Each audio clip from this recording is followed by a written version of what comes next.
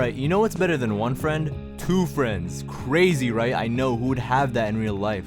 The doomed trio isn't necessarily doomed, like they're all gonna die, but more so doomed in that there's something that's not keeping them together. There's something always at risk of breaking them apart. However, and this is important, they still remain a trio, they still remain connected. This isn't really like a literary device thing like the Haunting the Narrative video. Actually, that wasn't really a literary device either, that was a TikTok trend, a good TikTok trend, the edits were nice, but still. Really though, here's why I had to make this video, analyzing this complex and in-depth trope. I just wanted to talk about 3 almost completely unrelated things that I like and put them all in the thumbnail because it's funny. You know this one starts as far back as I can remember. I always wanted to be in Jersey.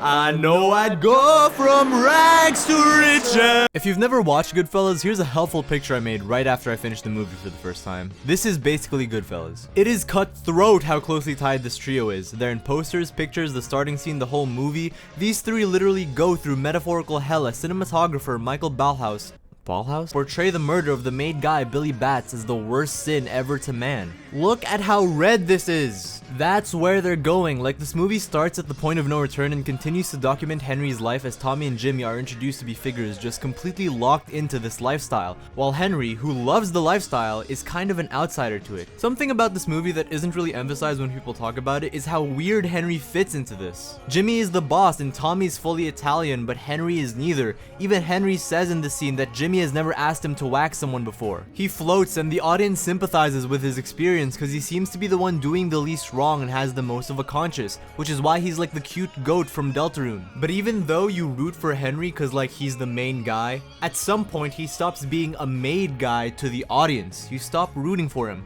Whether it's this or this or this, he stops being the audience's favorite. He betrays not just his fellow gangsters, but also the audience. This trio is doomed with the fact that the criminal lifestyle they lead is, guess what, bad. Like, they're not good people because they don't do crime in a way that's safe, in moderation, and healthy. I mean, it's unfortunate. Tommy and Jimmy are literally raised by these bad criminals. And speaking of Tommy, this guy's really funny. What the f? Joe Pesci puts his all in this role. He's hilarious, he's intimidating, he sucks. He's unlikable in the way that's hilarious to watch. He's a 5'4" short king, but not really because he's probably the worst guy in the movie because he like causes most of the problems that happen in the second half. Not saying that characters who cause problems are bad, but like, come on. His ongoing non-stop excuses when Henry stands up Karen is one of the most underrated rants in the movie. Actually, literally none of this movie is underrated though. Like, yeah, Goodfellas, one of the best movies, best epics, best chronicles. Holy sh**, that soundtrack. It's a masterpiece. What else can you say? Rags to riches, he's sure the boy I love, and then he kissed me, Layla, life could be a dream, beyond the sea, my way, punk version. And that's just the stuff that people know. Please listen to like the 40-something songs featured in this movie. It's actually insane how many bangers there are here. Anyway, getting back on topic, yeah, I don't think any part of Goodfellas is underrated. Actually, it's probably one of the most correctly rated movies. Like, everyone loves it because it's amazing. Speaking of something not underrated, Robert De Niro's portrayal of Jimmy. It's funny because Joe Pesci said that De Niro really studied how his real-life counterpart did stuff, but Joe Pesci didn't really do that with his character, and he just took the personality of real-life gangsters and people he's interacted with. I think each of their way of acting shines in their performances. Like, Jimmy is supposed to be more precise, calculated, while Tommy is more cowboy, more free-spirited, more instinctive, and really petty. The way they studied or didn't study for their characters perfectly fits their personalities and dynamics. Anyhow, Jimmy is precise, but also really evil. It's hilariously evil how he acts like a little kid in the diner after killing a bunch of people who helped him get millions because he was afraid of getting caught. It's also so intense to see his obvious betrayal of Henry. They face each other in the freeze frames in this moment. A cinematic technique that has been used throughout the movie to emphasize points of change and no return. The freeze frames return in this scene to their confrontational looks as Henry, the character you've chronicled along his journey, faces death, maybe even the devil itself, through Jimmy. Holy peak! The downfall of the characters in this movie is also, obviously, incredibly fun to watch. Name an ending monologue as iconic as Henry's. He's not only betrayed moral values by being a gangster, but has also betrayed gangster values by ratting out everyone in the FBI. So, Though he was faced with 2 opportunities, 2 values, 2 chances to be sacred in his life, now he's betrayed both by being profane, or as The Sopranos said, propane. Very observant, the sacred and the profane. In both of his realities, one of which barely even got to start, and the other starting when he was so young. Everybody basically falls off by the end. Again, this choice of a punk rock Sid Vicious My Way cover here really shocked me, and of course the Tommy shot, amazing, great reference to old train movie, and then Henry closing the door while jail bar's closing sound effect plays, cause you know, he's technically not in jail, but like he has arrested himself by never being part of this lifestyle and betraying this lifestyle, you know, classic. By the end of the movie, the trio's all gone, but in the trio's peak, they were unstoppable evil people that weren't good to be with and really shouldn't have probably existed, but they were really, really fun to watch. There's a reason Goodfellas is one of the best comedies alongside one of the best dramas, and this trio's dynamic is a major part of that. Lorraine Bracco. Can we talk about Lorraine? You got some nerve standing me up. Who the hell do you think you are? Frankie Valli or some kind of big shot?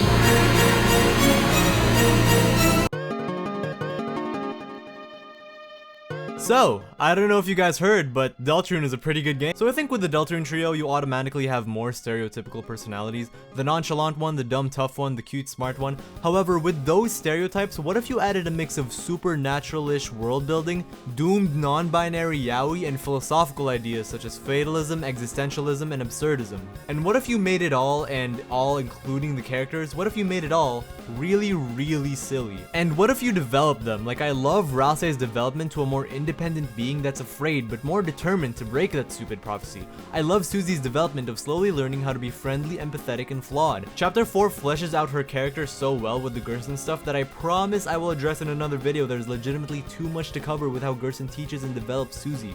Her development and change in general is incredible though. And Chris is a different case. Chris does develop. They learn friendship through Susie, reconnect with Noelle, and share a connection with Ralsei's struggle for honest identity. However, all of this is marred in the fact that they're freaking possessed by us. Like literally, Chris has one of the darkest stories in the game. While Susie and Ralsei end up from absolute tragedy to somewhat calm serenity, Chris has to suffer the entire time and can't even live moments fully as themselves because of the stupid player. They're so doomed. The thing is, so are the rest of them. Chris, Ralsei, and Susie all have some sort of tragic past. Chris with the trauma implied by the egg room art therapy and maybe even the tale of hell. Ralsei with being alone, lacking an identity, and thinking of himself as nothing but a servant to the Lightners. And Susie being an outcast who has been villainized and isolated all her life because of society. They came from dark pasts and unite to what seems like low-stakes adventures. However, as Susie notes in chapter 2, what they're doing is really real. Though Ralsei and Susie finally find friends, they're still in fatal danger in charge of saving the world. Chris, who finds a new, different kind of friendship with the two of them, also suffers a different kind of pain with having to be possessed throughout all of this, not really ever living as themselves like Ralsei and Susie. With chapter 3 and 4, Susie, Ralsei, and Chris realize they're not invincible. The lies and silence seem to be catching up to Ralsei and Chris. The prophecy seems so fatal and inevitable that it threatens to split the group if it ever happens. Susie and Ralsei's relationship, even though it doesn't seem like it, is strained through the last prophecy. Chris, meanwhile, relates to Ralsei's suffering, which brings about this amazing scene that I've talked about too much before. Just watch these videos I made. Basically, they get closer and connect in the scene. It's amazing and beautiful. And that ending to chapter 4, the split screen, to emphasize how Chris's secrets and the last prophecy has also strained Chris and Susie's relationship. They're literally divided on screen. Toby Fox added narrative cinematography in his RPG. Holy freaking peak. Who does he think he is? David Fincher? I think this trio can be summed up the best with this dark place scene, where despite literal Night Titan swords are being thrown and damaging them, they march on together.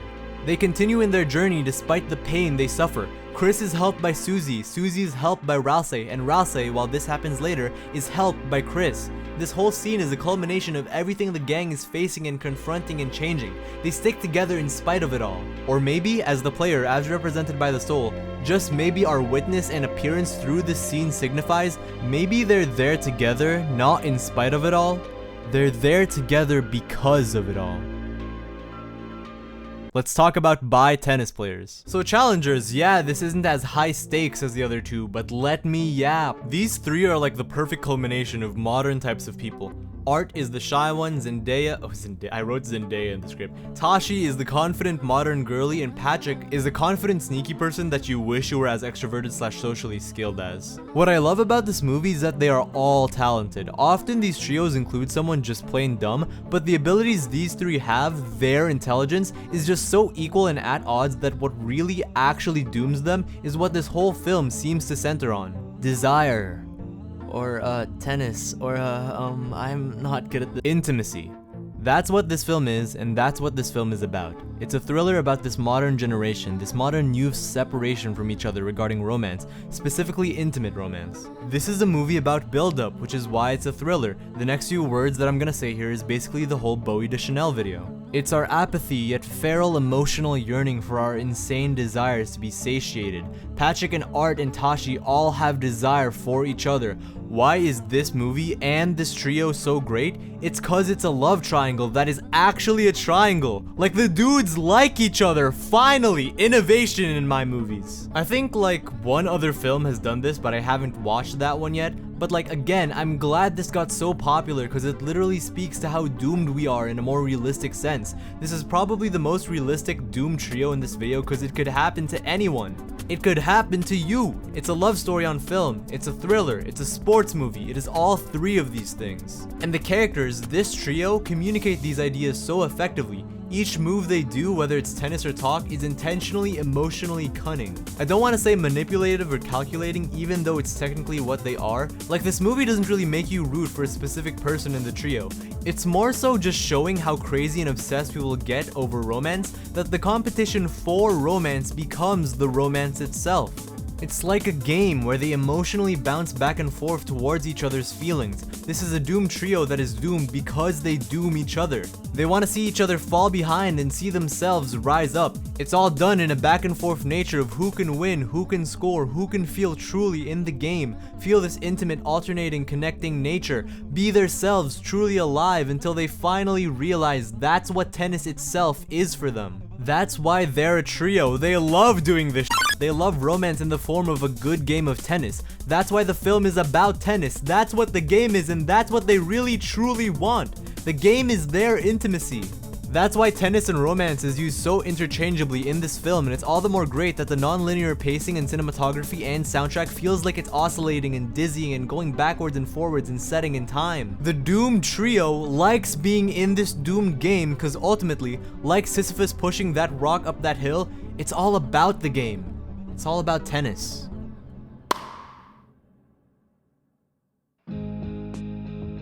So, I could mention infinitely more trios: Denji, Power Aki, Team Avatar, freaking Animania. Basically, there are more trios. Really, what I classify as Doom Trio can fit into like most trios, because like, if it's a movie or long form show, a trio will probably have to go into conflict, and they'll probably still like each other by the end, or by however they end. These specific three I chose, like I said in the beginning, because I thought they were all amazing characterizations and they were all distinctly different. There are so many different kinds of Doom trios. Please let me know your favorite Doom trio in the comments, and I don't know.